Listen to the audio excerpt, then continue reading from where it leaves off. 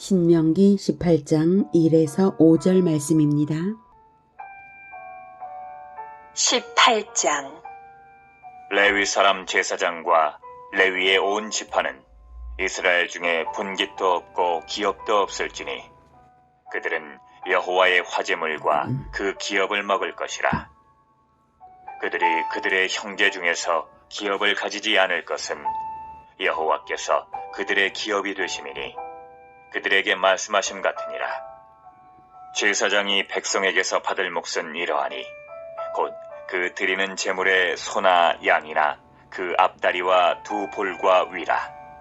이것을 제사장에게 줄 것이요 또 내가 처음 거둔 곡식과 포도주와 기름과 내가 처음 깎은 양털을 내가 그에게 줄 것이니 이는 내 하나님 여호와께서 내 모든 지파 중에서 그를 택하여 내시고 그와 그의 자손에게 항상 여호와의 이름으로 서서 섬기게 하셨음이니라. 사랑하는 형제 여러분, 2월 13일 토요일 새벽 목상에 오신 것을 환영합니다. 17장에서는 하나님의 언약 백성으로서의 공의에 대하여 명하셨죠. 정직하게 흠없는 제물을 드리라는 예배의 공의, 하나님을 반역하는 악을 제거함으로써 언약을 지키는 공의, 중앙법정의 판결에 절대 복종하는 사법적 공의, 하나님의 선택을 받은 믿음의 형제를 왕으로 세워서 왕은 여타 자원보다 하나님을 의지할 것과 언약서의 주야 묵상으로서 정치적 공의를 지키도록 명하셨습니다. 자, 그렇게 한다 해도 부족한 것은 인간이 얼마나 쉽게 잊어버리는 존재인지요. 얼마나 쉽게 해이되는지, 얼마나 쉽게 하나님을 떠나는지 모릅니다.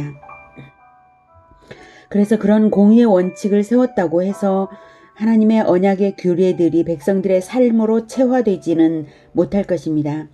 그래서 일상 속에서 율법을 늘상 가르침으로써 인생을 바르게 살도록 가르칠 교사들이 많이 필요합니다.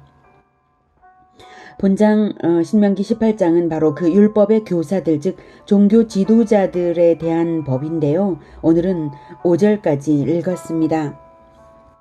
1, 2절 레위 사람 제사장과 레위의 온 지파는 이스라엘 중에 분깃도 없고 기업도 없을지니 그들은 여호와의 화제물과 그 기업을 먹을 것이라.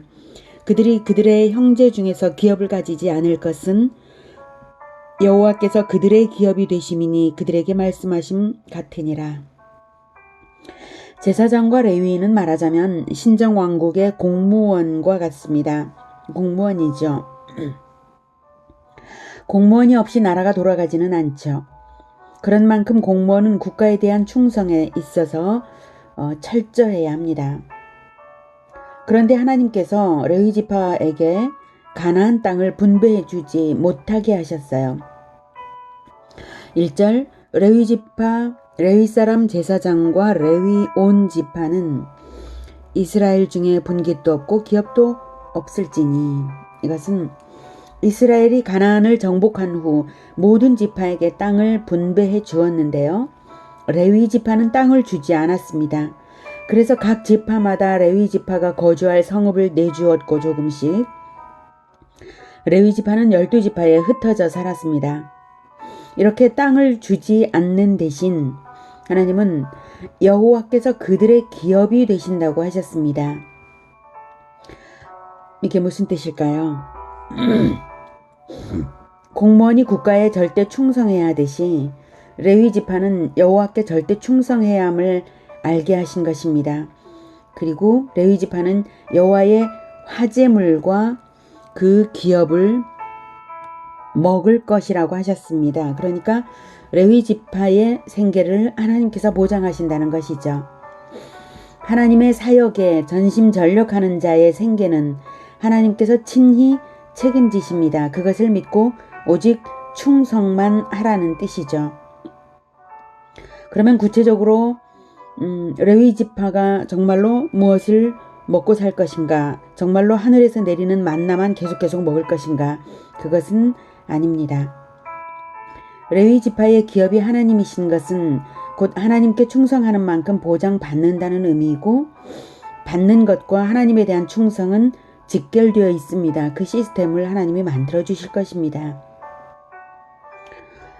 그러면 레위 지파가 충성스럽게 할 일이 무엇인가 하면 회막의 이동과 관련한 노동만은 아닙니다. 그 일만이라면 사실 한 지파 전체가 맡아야 할 만큼의 많은 양의 노동은 아니죠. 가나안 땅에 들어간 후에는 한 곳을 지정해서 이동 없이 단일 중앙 성소에서 섬길 것이잖아요. 회막 봉사는 레위 지파의 종교적 직무를 대표하는 일이지 그것이 전부가 아닙니다. 성소는 단일 중앙 성소인데 오히려 레위 지파는 전국 12지파에 흩어져서 살도록 하신 이유를 생각해보면 알 수 있습니다. 레위 지파가 가장 충성스럽게 해야 할 일은 바로 율법을 백성에게 성실하게 가르치는 일입니다.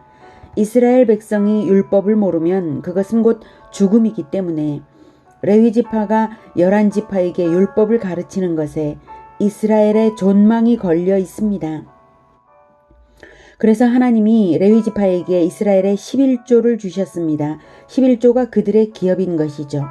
여호와가 그들의 기업이라는 말이 바로 그것입니다. 민수기 18장 20에서 24절을 보면 알 수 있습니다.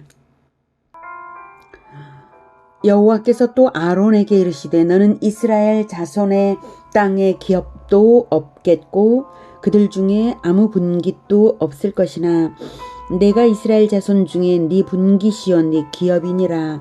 내가 이스라엘의 11조를 레위 자손에게 기업으로 다 주어서 그들이 하는 일 곧 회막에서 하는 일을 갚나니 이후로는 이스라엘 자손이 회막에 가까이 하지 말 것이라. 죗값으로 죽을까 하노라. 그러나 레위인은 회막에서 봉사하며 자기들의 죄를 담당할 것이요 이스라엘 자손 중에는 기업이 없을 것이니 이는 너희 대대로 영원한 율례라. 이스라엘 자손이 여호와께 거제로 드리는 11조를 레위인에게 기업으로 주었으므로 내가 그들에 대하여 말하기를 이스라엘 자손 중에 기업이 없을 것이라 하였노라. 그래서 11조가 바로 레위인에게 주는 기업이고 그것이 바로 여호와가 그들의 기업이다라는 뜻과 같은 의미입니다. 이스라엘 자손이 회막에 가까이 하지 못할 것이라. 죗값으로 죽을까 하노라 라고 하셨죠. 이스라엘 자손이 만약 회막에 대한 율법을 어겨서 가까이 하면 하나님께 죽음을 당하는데요. 그렇게 되면 그 백성의 죽음을 초래한 것은 레위 지파의 불충 때문인 것이죠. 레위 지파가 가르쳐주지 않아서 백성에게 율법을요. 그래서 그런 일 당하게 되는 것입니다. 그러기에 레위 지파는 이스라엘이 죽음을 당하지 않도록 율법을 가르쳐야 하는 책임이 있습니다. 그저 회막 가까이 다가오지 말라고만 하면 되는 일이 아니죠. 여러 제사법이 있고 그 제사법에 합당하게 이스라엘 백성이 제사를 드려야 하고 성막에 들어가야 하는데 그것을 모르면 안 되니 마땅히 레위 지파가 그것을 가르쳐 주어야 하는 것이죠. 제사법만 아니라 레위 지파가 할 일은 율법 전체를 잘 알고 가르치도록 부름받은 지파인 것입니다. 그러므로써 이스라엘 백성이 바치는 11조를 받는 것입니다. 생각해보면 쉽게 알 수 있습니다. 하나님의 말씀을 잘 가르쳤을 때에 백성은 11조의 의미를 알고 구원에 대한 감사로서 마땅히 내야 할 것이 11조인 줄을 알게 됩니다. 11조를 11지파가 성실하게 냈을 때에 비로소 레위 지파는 전국 평균치의 생계 수준만큼을 받게 되는 것이죠. 레위 지파도 다시 11조의 11조를 제사장에게 냅니다. 그런데 레위 지파가 율법을 가르치는 일을 소홀히 하면 하나님과의 관계성에 대한 인식이 사라질 것입니다. 구원에서 떨어지는 것이죠. 하나님과의 관계성, 즉 하나님과 언약 관계에 대한 인식을 이스라엘이 제대로 하고 그 언약 관계에 합당하게 살아가는 것이 구원인 것입니다. 11조를 내지 않는 것, 그러면 백성들이 11조를 내는 이유를 모르기 때문에 구원에서 떨어졌기 때문에 11조를 내는 이유를 모를 것은 당연지사입니다. 그렇다면 11조는 하나님과의 언약에 어떻게 연관된 것일까요? 그것은 바로 이스라엘의 모든 맏아들의 생명 대신 레위 지파를 하나님이 받으신 것입니다. 민수기 3장 11, 13절에 나옵니다. 여호와께서 모세에게 말씀하여 이르시되 보라 내가 이스라엘 자손 중에서 레위인을 택하여 이스라엘 자손 중에 태를 열어 태어난 모든 마지를 대신하게 하였은즉 레위인은 내 것이라. 처음 태어난 자는 다 내 것임은 내가 애굽 땅에서 그 처음 태어난 자를 다 죽이던 날에 이스라엘의 처음 태어난 자는 사람이나 짐승을 다 거룩하게 구별하였음이니 그들은 내 것이 될 것임이니라. 나는 여호와이니라. 애굽에서 해방되고 제사장 나라가 되고 가나안 땅을 얻어 번듯이 살게 된 것은 공짜가 아닙니다. 애굽은 죄의 대가를 모든 맏아들의 죽음으로 당해야 했습니다. 그것으로 끝난 것은 아니고요. 대표적인 심판으로 맏아들만 죽이신 것입니다. 이스라엘도 죄가 있기는 마찬가지인데도 모든 맏아들이 죽음당하지 않은 것은 유월절 어린 양의 피를 대문에 발랐기 때문인데요. 유월절 어린 양의 피는 훗날 대속의 죽음을 당하실 하나님의 외아들의 죽음을 예표합니다. 하지만 예표만 가지고 상징 행위만 가지고 이스라엘의 신앙이 담보되는 것은 아니죠. 하나님은 이스라엘에게 요구하시는 것입니다. 너희들 맏아들 내라. 너희 각 집의 맏아들은 내 것이다. 맏아들을 제물로 바치라는 것입니다. 그런데 짐승처럼 인신제사로 맏아들을 내라는 것이 아니라 모든 맏아들을 대신해서 레위 지파로 내라는 것이죠. 레위 지파로 어떻게 내냐 하면 레위 지파가 생계를 위한 다른 일을 하지 않고 전적으로 하나님을 위해서만 봉사하고 율법을 가르치는 일을 하면 이스라엘은 11조를 내어서 레위 지파의 생계를 보장하는 것이죠. 그것이 바로 맏아들을 내는 것과 같은 것입니다. 자기들이 애굽의 죽음의 재앙에서 구원받은 것을 인정하면 11조를 낼 것이고 인정하지 않는다면 구원받기 이전으로 돌아가야겠죠. 하나님과의 언약관계를 인정하면 11조를 내고 하나님과의 언약관계를 인정하지 않으면 구원받기 이전으로 돌아가야겠죠. 하나님의 구원을 기뻐하면 11조를 내는 것이 아깝지 않을 것이고 하나님의 구원이 믿어지지 않는다면 11조를 낼 이유를 모르는 것입니다. 40절 41절에는 여호와께서 또 모세에게 이르시되 이스라엘 자손의 처음 태어난 남자를 1개월 이상으로 다 계수하여 그 명수를 기록하라. 나는 여호와라. 이스라엘 자손 중 모든 처음 태어난 자 대신에 레위를 내게 돌리고 또 이스라엘 자손의 가축 중 모든 처음 난 것 대신에 레위인의 가축을 내게 돌리라. 이렇게 정확하게 계수하게 하시면서 이스라엘에게 구원받은 것을 11조로 내게 하신 것입니다. 그리고 레위기 27장 33절에는 그리고 그 땅의 10분의 1 곧 그 땅의 곡식이나 나무의 열매는 그 10분의 1은 여호와의 것이니 여호와의 성물이라. 또 만일 어떤 사람이 그의 11조를 물으려면 그것의 5분의 1을 더할 것이요 모든 소나 양의 11조는 목자의 지팡이 아래로 통과하는 것의 10번째 것마다 여호와의 성물이 되리라. 그 우열을 가리거나 바꾸거나 하지 말라. 바꾸면 둘 다 거룩하리니 무르지 못하리라. 이렇게 11조는 여호와의 것이라고 분명한 선을 그으셨습니다. 오죽하면 현물로 바치던 때니까 이건 말고 다른 것으로 바꾸어 내겠습니다 라고 하면 5분의 1을 더해서 내라고 하겠습니까? 가축의 11조를 낼 때도 우열을 가리지 못하게 목자의 지팡이 아래로 통과하는, 그러니까 우리에서 꺼낼 때나 우리에서 꺼낼 때겠죠. 우리에서 꺼낼 때 목자의 지팡이 아래로 통과하는 순서 기준으로 10번째라고 세밀한 기준 명령까지 주실 정도입니다.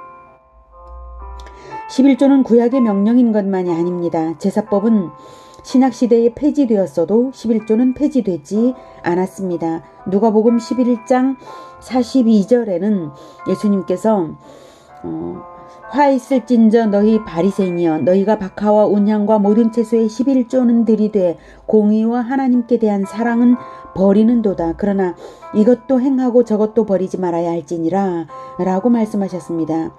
박하와 온향과 모든 채소의 11조를 하나님께 드리면서 공의와 사랑을 버리는 것을 꾸짖는 부분인데요. 바로 이어서 이것도 행하고 저것도 버리지 말아야 할지니라 라는 말씀을 통하여서 예수님은 공의와 사랑은 물론 11조도 마땅히 행할 것을 명하신 것입니다. 신정왕국 이스라엘과 같이 국가 시스템이 형성되지 않은 열방 선교 시대인 지금 오히려 11조의 중요성이 더욱 커졌습니다. 전방의 선교사들을 먹여 살려야 할 책임이 후방의 교회들에게 있기 때문입니다. 전방의 전투에서 이겨야 후방도 안전한 것처럼 선교의 영적 전장에서도 그렇습니다. 천국 건국의 전체적 안목으로 신앙생활을 하는 것이 성숙한 신앙인입니다. 내 교회만 또는 나 혼자만 잘하면 돼. 이것은 좁은 안목이죠. 물론 그것이 가장 기본이라서 그것이 아주 중요합니다만 전체적인 안목을 볼 때에 더욱 성숙한 신앙이고 온전한 것은 분명합니다.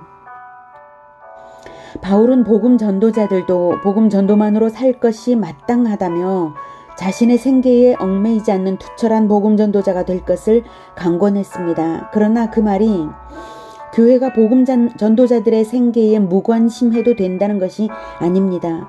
오히려 복음 전도자들이 하나님의 일에 충성할 수 있도록 교회가 선교사들의 생계 재정을 받쳐줘야 하는 것은 당연한 것입니다. 담임 목회자의 가정이 교회로부터 사례비를 받지 않는 경우에도 이웃 미자립 교회를 돌아보며 보살필 책임이 있는 것이고 11조가 남아도는 교회라면 선교사들에 대한 지원과 선교 일꾼 양성을 위하여 남김없이 11조를 써야 할 것입니다. 성도들은 11조가 날 구원하신 하나님의 것이라는 의무대로 11조를 바치고 교회는 11조가 하나님의 일꾼 생계를 위한 것이라는 본연의 목적에 맞게 쓸 때에 하나님 나라는 후퇴하지 않을 것이라고 생각합니다. 고린도전서 9장 7에서 11절에는 7절부터 11절 누가 자기 비용으로 군복무를 하겠느냐? 누가 포도를 심고 그 열매를 먹지 않겠느냐? 누가 양떼를 기르고 그 양떼의 젖을 먹지 않겠느냐? 내가 사람의 예대로 이것을 말하느냐? 율법도 이것을 말하지 아니하느냐? 모세의 율법에 곡식을 밟아 떠는 소에게 망을 씌우지 말라 기록하였으니 하나님께서 어찌 소들을 위하여 염려하시느냐? 오로지 우리를 위하여 말씀하시니 아니냐? 과연 우리를 위하여 기록된 것이니 밭 가는 자는 소망을 가지고 갈며 곡식 떠는 자는 함께 얻을 소망을 가지고 떠는 것이라. 우리가 너희에게 신령한 것을 뿌렸은즉 너희의 육적인 것을 거두기로 과하다 하겠느냐? 이렇게 말씀하고 있습니다. 누가 자기 비용으로 군복무를 하겠습니까? 국가에서 군복무를 하는 자에게 직업군인에게 월급을 주는 것처럼 교회는 하나님의 일을 하는 사람에게 마땅히 하나님께 드리는 그 11조로서 지급을 해야 된다는 이 말씀을 하는 것이죠. 11조는 구원받은 자의 마땅한 의무이고 신앙의 기본이지만 그럼에도 불구하고 하나님은 성실한 11조에 대해 축복을 보장하셨습니다. 말라기 3장 10절에 만군의 여호와가 이르노라 너희의 온전한 11조를 창고에 들여 나의 집에 양식이 있게 하고 그것으로 나를 시험하여 내가 하늘문을 열고 너희에게 복을 쌓을 곳이 없도록 붙지 아니하나 보라. 이렇게 말씀하셨죠. 너희의 온전한 11조를 창고에 들여 나의 집에 양식이 있게 하고, 그 양식이 누구를 먹이는 양식이겠습니까? 하나님의 집에 양식이 있게 한다는 것은 하나님의 일꾼들을 먹일 양식이라는 뜻입니다. 여호와가 성직자들의 기업이라 하셨습니다. 11조는 여호와의 것이라 하셨습니다. 주의 종들을 보살피시는 하나님의 마음을 들여다보시고 하나님의 일꾼들의 생계를 책임져주는 바른 신앙이 우리 모두에게 있기를 축복합니다. 기도하겠습니다. 하나님의 말씀을 우리가 보면서도 하나님의 말씀을 잘 깨닫지 못할 때가 많이 있는데 11조가 바로 구원받은 백성의 기본적인 천국 세금과 같다는 것을 생각지 못한 때가 있었습니다. 용서해 주시옵소서. 그것을 깨닫지 못하고 하나님과의 언약관계 백성인 것은 알면서 그 언약관계 유지에 있어서 기본적인 의무사항인 줄을 몰랐었던 것 용서해 주시옵소서. 이제 그 11조를 결코 떼어먹지 않고 온전히 성실하게 하나님께 바쳐드림으로써 또한 교회도 그 11조를 하나님의 일꾼들을 위하여 온전히 씀으로써 하나님 나라가 결코 후퇴하지 않고 확장되어 가고 든든히 서가도록 주님 우리를 도와주시옵소서. 우리가 그렇게 하겠습니다. 주님께서 붙들어 주시고 인도하여 주시옵소서. 그리하여 모든 교회들이 함께 든든히 서가고 하나님의 나라가 함께 복된 그러한 나라, 복된 나라로 축복된 것을 함께 누리는 그러한 나라가 되게 하여 주시옵소서. 주님께서 약속하신 것처럼 축복될 것을 믿습니다. 오직 우리의 실행이 하나님의 말씀에 합당케 인도하옵소서. 예수님의 이름으로 기도드립니다. 아멘. 이어지는 시간은 개인 기도 시간입니다.